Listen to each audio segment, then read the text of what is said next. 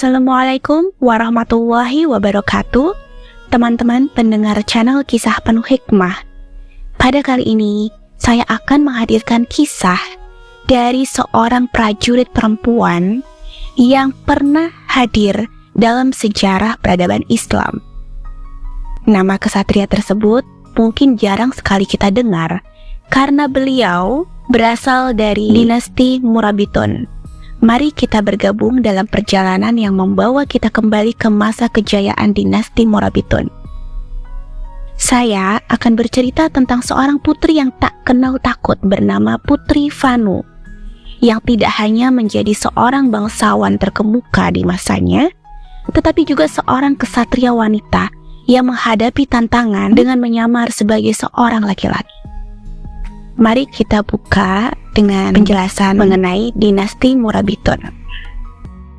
Dinasti Murabitun juga dikenal sebagai Kekhalifahan Murabitun, yakni sebuah dinasti Muslim yang berkuasa di wilayah Al-Andalus atau sebagian besar Spanyol modern, dan Maghrib atau bagian barat Laut Afrika termasuk Maroko, Aljazair, dan Tunisia.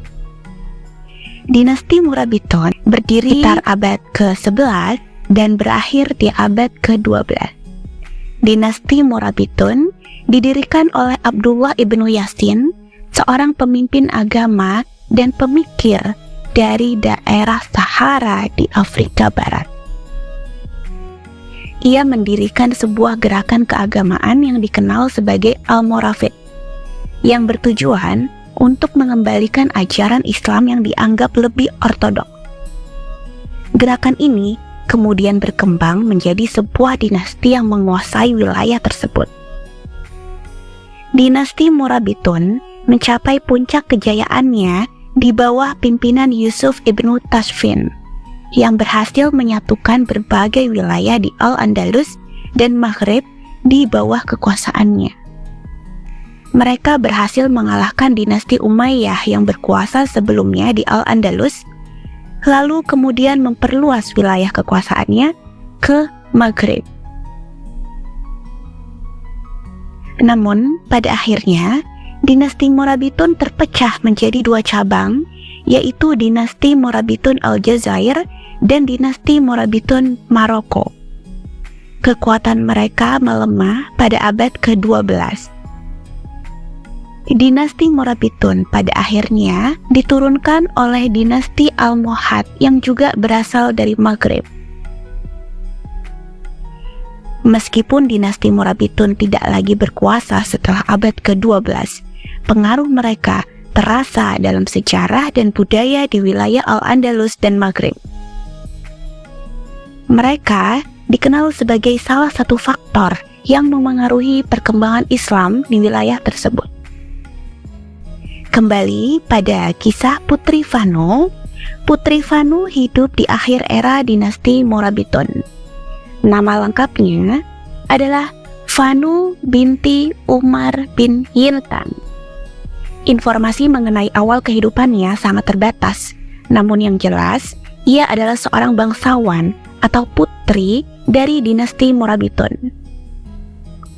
Putri Vanu tinggal di istana Murabitun pada awal abad ke-12, saat dinasti tersebut mengalami kemunduran.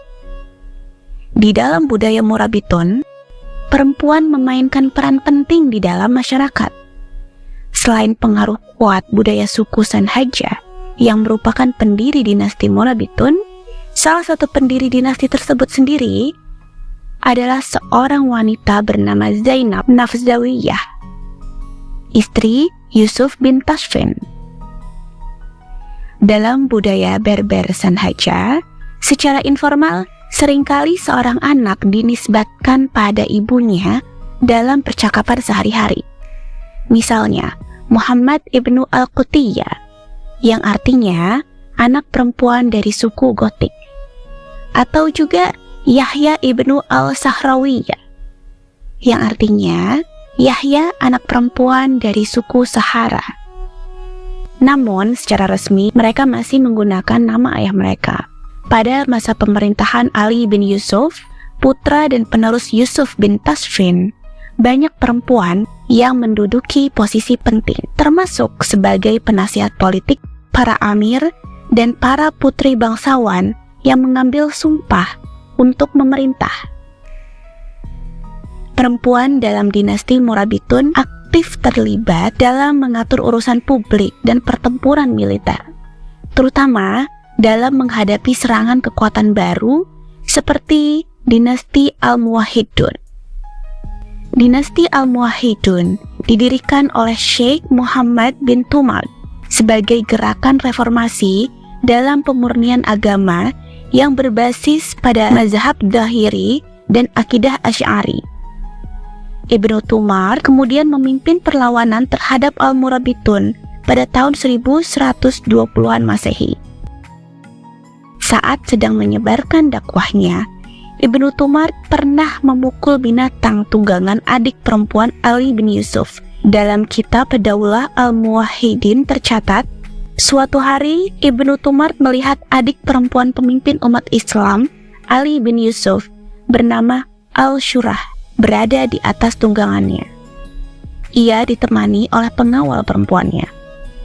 Mereka bepergian dengan cara berpakaian ala budaya Al-Murabitun, di mana laki-laki menutupi wajahnya dan wanita menampakkan wajahnya.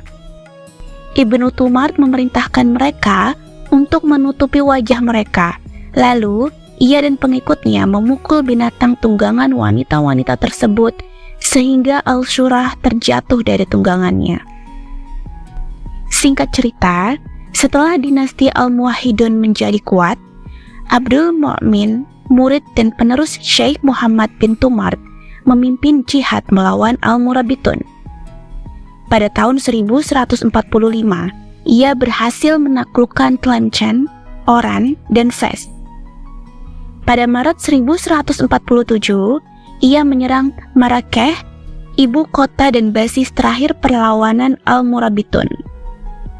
Setelah 5 hari berperang di benteng Marrakech, Abdul Mu'min dan pasukannya berhasil masuk ke dalam ibu kota.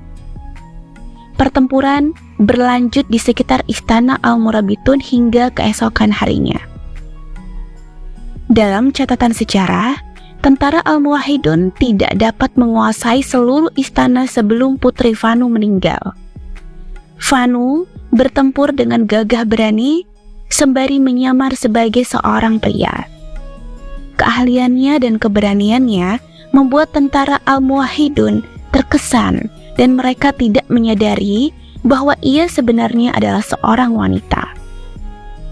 Muhammad Al-Baidzak, sejarawan dan murid Muhammad bin Tumart, mencatat dalam catatan sejarahnya, pertempuran berlangsung di sekitar istana hingga waktu zuhur. Tidak ada yang dapat memasuki istana sampai Putri Fanu binti Umar bin Yintan tewas. Pada hari itu, ia bertarung melawan pasukan Al-Muwahhidun dalam penampilan sebagai seorang pria. Tentara Al-Muwahhidun terkagum-kagum dengan cara ia bertarung serta keberaniannya yang luar biasa, mengingat ia saat itu masihlah seorang gadis belia. Ketika ia meninggal, barulah pasukan Al-Muwahhidun berhasil menguasai istana.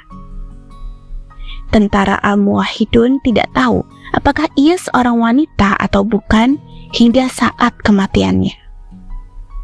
Dan demikianlah kisah dari Putri Fanu, kesatria wanita dari dinasti Morabitun.